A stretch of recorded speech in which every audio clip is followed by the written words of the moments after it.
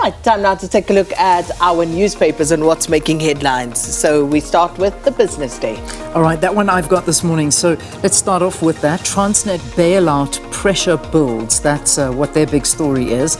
Avoid another Eskom disaster and inject cash or take over debt. Future Growth urges the government. And this is the Future Growth Asset Management, one of South Africa's biggest institutional bond investors, says taxpayers taking over Transnet debt or a capital injection are the most logical ways to free the company of its 130 billion rand debt, which incurs more than R1 billion a month in interest payments. R1 billion a month.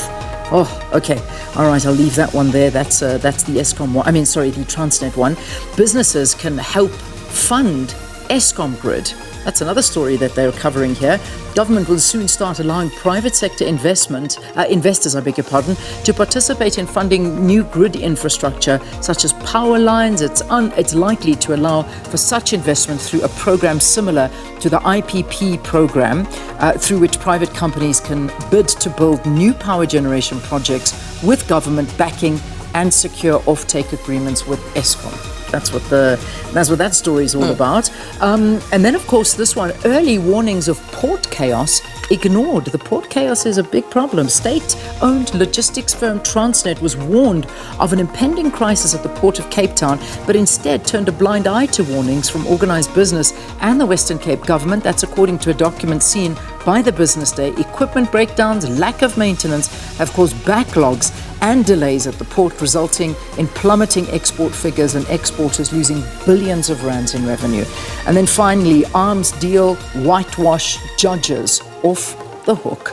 The Judicial Conduct Committee has, by a majority, dismissed a complaint against retired Judge Willie Seriti and Hendrik Musi related to their 2015 Arms Deal Commission report. Those stories and more in the Business Day. Let's take a look at the Star on their front page this morning. So, corporate world on alert after PhD scandal.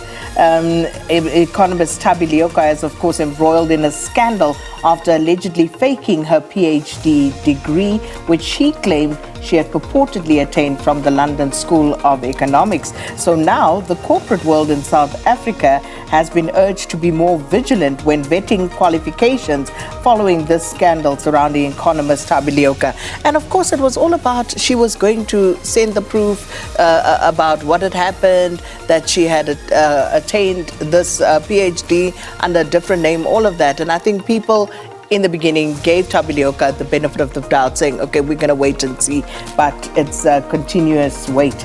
And since this came to light, Leoka no longer sits on the boards of major companies in the country, such as MTN South Africa, Remgro, Anglo American, Platinum, to name but a few. And then, of course, she was also removed from the Presidential Economic Advisory Council. They go on to say, they talk about how this has impacted the vetting process, among others, in corporates. And then Upbeat Bafana looking for a repeat of 1996.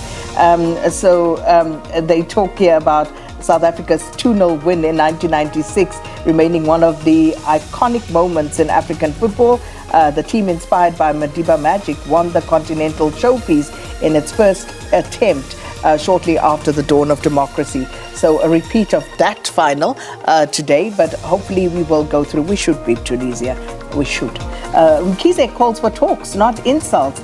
Supporters of former Health Minister Zweli Mkhize said he believes the personal attacks on opposition parties and those campaigning for them is not the answer to the challenges facing the ANC.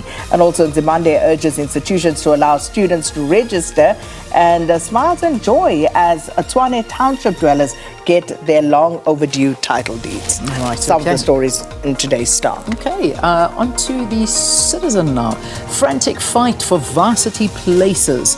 And that's where there's a picture there of the minister on the front page of the newspaper, with more than 500,000 newly minted matriculants scrambling for one of the 443,000 placings available at tertiary education institutions.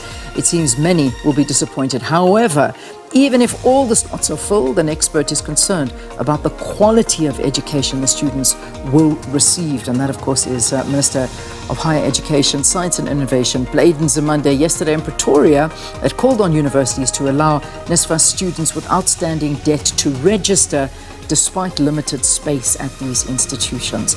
All right, that's the picture there and their big story. And then, of course, on the side, Joburg's new gold rush in the dumps. Illegal miners and mining companies are in a race to tap golden riches hidden in hundreds of heaps of mine waste. That's what they're saying there. Put the smart in your phone. And Shova mum on Sharemax payouts. The property group seems to ignore critical developments, including its plan to repay ex-Sharemax investors. That is the citizen.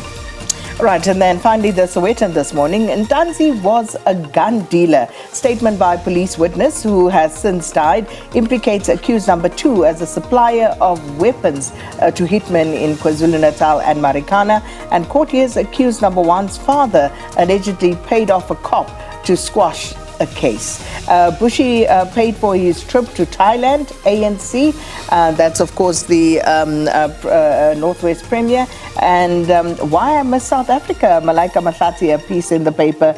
Union slams swallows over salary woes. The birds, the Dube birds, they're in all sorts of trouble. Hope they will find a way there. And of course, King Ta reflects on Tiny Desk concert, one that went down very well in the United States for her.